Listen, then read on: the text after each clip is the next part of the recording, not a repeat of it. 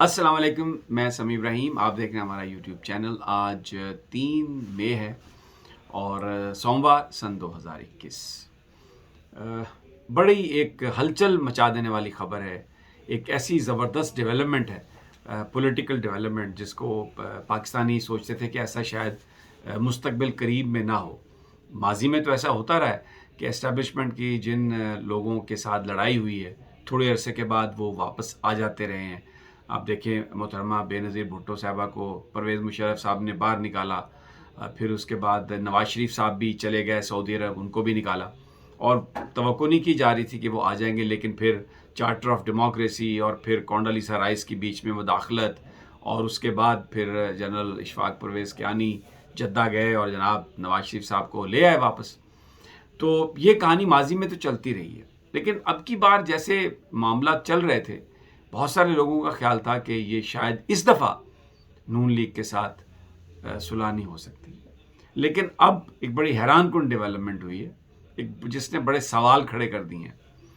कराची का जो इलेक्शन है, उसमें मिफ्ता इस्माइल साहब ने इलेक्शन कमीशन को जो दरख्वास्त दी है, उसमें उन्होंने ये कहा है कि हमें ये शक है, हमें ख़दशा है कि सिंध हुकूमत या इलेक्शन कमीशन के अंदर जो लोग हैं कराची में, वो जो वोट्स हैं, जो वोट के बैग्स हैं, उसमें कोई तब्दीली ना कर दें, उस रिकॉर्ड को डिस्ट्रॉय ना कर दें।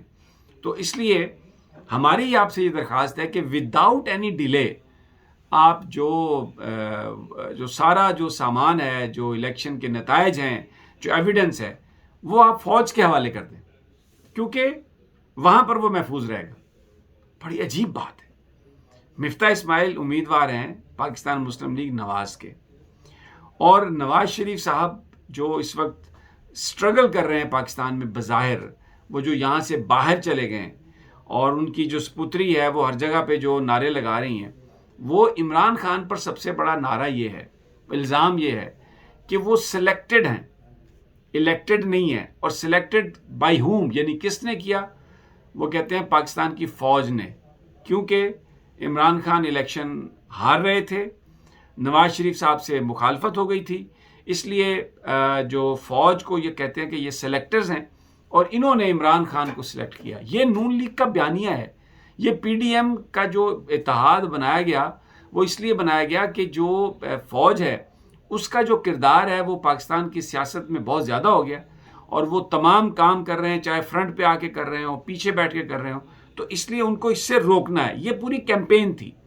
और इमरान खान साहब के हवाले से भी जो सारी उनकी गुफ्तगू थी कि ये फ़ौज के नुमाइंदे हैं, जैसे हम जैसे सहाफ़ी जो फ़ौज के इदारे की बात करते हैं, तो हमें भी ये कहा जाता था कि ये बूट लिकर्स हैं, ये पता नहीं ये किस किस्म के ये लोग हैं। और बिल्कुल फ़ौज से नवाज़ शरीफ साहब कहते थे मुझे क्यों निकाला, मरीम साहबा ये कहती थी नाम ले लेके जर्नैलों का कि ये इलेक्शन चोरी किए गए हैं, इलेक्शन में बेईमानी की गई है, और ये सब कुछ किया है पाकिस्तान की फ़ौज ने। और फिर इलेक्शन कमीशन ने जब डस्का में दोबारा पोलिंग करवाई, तो उन्होंने कहा कि इदारा खड़ा हो गया। तमाम जो हुकूमती सहाफ़ी हैं, यानी उनके जो हमदर्द लोग हैं, उन्होंने कहा जी इलेक्शन कमीशन एक इदारा बन गया, इलेक्शन कमीशन खड़ा हो गया, क्योंकि जी अब उसने बिल्कुल डिक्टेशन लेने से इनकार कर दिया। तो जो बुनियादी महवर, जो पिवट है नून लीग की सियासत का, वो ये था कि जनाब ये फ़ौज जो है ये काबिल एतबार नहीं है, ये सियासत में हिस्सा लेते हैं और ये सेलेक्टर्स हैं, ये हुकूमतें बनाते और गिराते हैं, जबकि इनका ये काम नहीं है। अब जो लेटेस्ट डेवलपमेंट जिस पर ये मैं आपसे मुखातिब हो रहा हूँ, मिफ्ता इस्माइल साहब ने डेफिनेटली मरीम नवाज साहबा से पूछकर, मियाँ मोहम्मद ज़ुबैर साहब से पूछकर, अपने कायद नवाज शरीफ साहब से पूछकर ये कहा कि जनाब ये रिकॉर्ड डिस्ट्रॉय हो जाएगा, हमारी ये इल्तवा है, हमारी ये इल्तमास है, गुजारिश है कि आप ये पाकिस्तानी फ़ौज के हवाले कर दें, सब कुछ वहाँ पे महफूज रहेगा। तो अगर ये मिफ्ता इस्माइल का रिकॉर्ड महफूज रहेगा फ़ौज के पास, तो फिर सेलेक्टर्स की बेईमानी कहाँ आ गई? ये तो एक बिल्कुल बहुत बड़ा यू टर्न, जिसका इल्ज़ाम लगता था इमरान खान पर, और वो कहते थे कि मैं यू टर्न ले लेता हूँ। ये बहुत बड़ी एक बात है, बहुत बड़ी एक तब्दीली है सियासत में।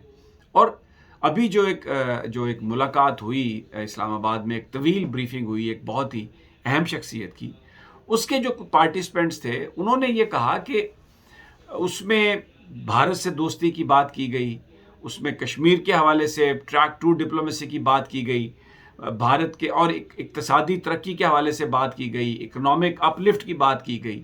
کم و بیش یہ وہ باتیں ہیں جو نواز شریف صاحب بھی کرتے رہے. انڈیا سے تعلقات، لڑائی سے کشمیر حل نہیں ہوگا، کارگل غلط، یہ وہ ساری باتیں ہیں جو میاں صاحب بھی کرتے رہے. اور اس پہ جو فہد حسین صاحب ہیں، بڑے ریپیوٹڈ جرنلسٹ ہیں، انہوں نے یہ لکھا کہ بظاہر جو نواز شریف صاحب کا جو بیانیہ ہے، بظاہر جو نواز شریف صاحب بات کر رہے ہیں، وہاں پاکستان کی فوج کو اس سے کوئی تکلیف ہمیں محسوس نہیں ہو رہی.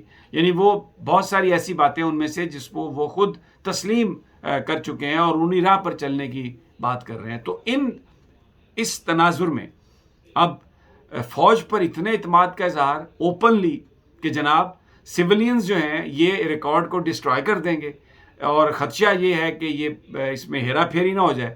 تو پاک فوج جو ہے یہ سارے ووٹس کے بیگز اور الیکشن کا ساز و سامان جو بھی ہے ان کے پاس رکھا جائے، اور یہ اس لیے کہ وہاں پر انہیں یہ یقین ہے مسلم لیگ نون کو کہ بے ایمانی نہیں ہوگی. تو یہ تو ایک بہت بڑا یو ٹرن ہے. وہ جو مجھے کیوں نکالا اور یہ سلیکٹرز جو ہیں ان کو ہم ان کے گھروں تک لے جائیں گے، وہ بیانیہ ختم ہو گیا. اس کا مطلب یہ ہے کہ پھر بہت سارے لوگ اور بھی بڑی اسپیکولیشن کرتے ہیں. بہت سارے لوگ کہتے ہیں کہ یہ جو ایک فیصلہ ہوا پچھلے ہفتے، وہ فیصلہ بڑا اہم ہے، اور وہ فیصلہ بھی بظاہر لگ رہا ہے کہ کسی انڈرسٹینڈنگ کے نتیجے میں ہوا ہے. اور اب یہ کہا جا رہا ہے کہ اس بات کا تعین جو ہے وہ صرف ہونا باقی ہے کہ جو 62(1)(f) کے تحت میاں نواز شریف صاحب کی جو نااہلی ہوئی ہے، کیا وہ زندگی بھر کے لیے ہے یا وہ ایک الیکشن کے لیے ہے. سپریم کورٹ آف پاکستان اس حوالے سے وضاحت دے سکتی ہے کسی پٹیشن میں بھی، کسی بھی اپلیکیشن میں. تو بہت سارے لوگ یہ کہہ رہے ہیں کہ یہ بھی ایک چیز جو ہے یہ ہونے والی ہے کہ جو 62(1)(f) کے تحت جو نااہلی ہے میاں صاحب کی، وہ شاید ایک ٹرم کے لیے اس کی وضاحت کی جائے گی کہ یہ ایک ٹرم کے لیے ہے. تو پھر اس کا مطلب یہ ہے کہ میاں صاحب بھی اب اہل ہیں، کسی بھی سیٹ سے قومی اسمبلی کا الیکشن لڑ سکیں گے. پھر وہ اور بھی بہت سارے لوگ اہل ہو جائیں گے. جہانگیر ترین صاحب بھی اہل ہو جائیں گے پھر، کیونکہ وہ بھی پھر ایک ٹرم کے لیے. تو یہ جو باتیں ہو رہی تھیں کہ جہانگیر ترین صاحب کا نون لیگ سے بھی رابطہ ہے، نون لیگ بھی ان سے رابطہ کر رہی ہے، اور اس میں یہ ہے کہ اگر عدالتی فیصلہ نہیں ہوتا تو سیاسی جماعتیں جو ہیں وہ اگر کوئی قانون میں، آئین میں ترمیم کر کے اس کی وضاحت کر دیں کہ 62(1)(f) کے تحت بیسیکلی امینڈمنٹ یہ ہے کہ یہ سزا اتنی ہے، تو اس کے بینیفیشری بہت سارے وہ لوگ ہو سکتے ہیں جو 62(1)(f) کے تحت جن کو کر دیا گیا ہو، نااہل کر دیا گیا ہو. بڑا انٹرسٹنگ سینیریو. بہت سارے لوگ یہ کہتے ہیں کہ عید کے بعد میدان سیاست گرم ہونے والا ہے. بلوچستان میں جو کچھ ہو رہا ہے وہاں پر باپ جو ہے، جو بڑا الائی ہے، بڑی الائی ہے تحریک انصاف کی، ان کے بیچ میں پھوٹ پڑ گئی ہے. اور ایک وزیر صاحب جو ہیں وہ شفٹ کر گئے ہیں وزیر کالونی سے. اسپیکر صاحب نے انہیں دے دی ہے پارلیمنٹ لاجز میں، جو بلوچستان کی جو اسمبلی لاجز میں جگہ دے دی ہے. اور اب یہ کہا جا رہا ہے کہ بڑا معاملہ جو ہے وہ گورنر کی نامینیشن پر بھی اختلاف ہے. اور یہ بھی شاید کہیں انڈرسٹینڈنگ تھی کہ جو بلوچستان کے وزیر اعلیٰ ہیں وہ 2.5 سال کے لیے ایک ہوں گے اور 2.5 سال کے لیے دوسرے. وہ ٹائم بھی آ چکا ہے. تو ایک خاصا کرائسس ہے. بہت سارے لوگ کہتے ہیں کہ یہ جو کرائسس ہے یہ ایسا نہیں ہے کہ یہ خود بخود سے ہو گیا ہو. یہ کرائسس ہے، یہ پیدا کیا گیا ہے، اور اس کے پیچھے کوئی کہتے ہیں نا there is a method to this madness. تو اسلام آباد آج کل یہ جو اسپیکولیٹو سٹوریز ہیں اس کا ایک اڈا بنا ہوا ہے. اور یہ کہا جا رہا ہے کہ عید کے بعد سیاست گرم ہونے والی ہے. اور شاید یہی وجہ ہے کہ جو کہا اسد عمر صاحب نے کہ خان کو اگر روکنے کی کوشش کی گئی تو پھر وہ کام نہ کرنے دیا گیا تو پھر وہ الیکشن کی طرف چلے جائیں گے. تو ابھی وزیر اعظم نے وداؤٹ پروٹوکول دورے کرنے بھی شروع کر دیے ہیں، اور مختلف شہروں میں، مختلف جگہوں پہ جا کے پیکیجز کے اعلان بھی شروع ہو گئے ہیں، جس کا مطلب یہ ہے کہ عوام کو ریلیف دینے کی بات ہو رہی ہے. تو ایک ایسا ایک تاثر ضرور ابھر رہا ہے کہ کہیں نہ کہیں تحریک انصاف کے جو قائدین ہیں ان کے ذہنوں میں یہ بات ہے کہ اگر عوام کے پاس جانا ہو تو پھر اس کے لیے کچھ بندوبست کر لیں. تو ویری انٹرسٹنگ سینیریو. اور ایسا لگ رہا ہے کہ وہ چیزیں جو آج سے 4 مہینے پہلے انہونی سمجھی جا رہی تھیں، ایسا لگتا ہے کہ وہ ہونے والی ہیں، ہونے کے قریب ہیں. کیا اس کا امپیکٹ ہوگا؟ Very interesting. انشاءاللہ تازہ ترین آپ کو اس حوالے سے دیتے رہیں گے. اگلی ویڈیو تک اجازت دیجیے. اللہ نگہبان.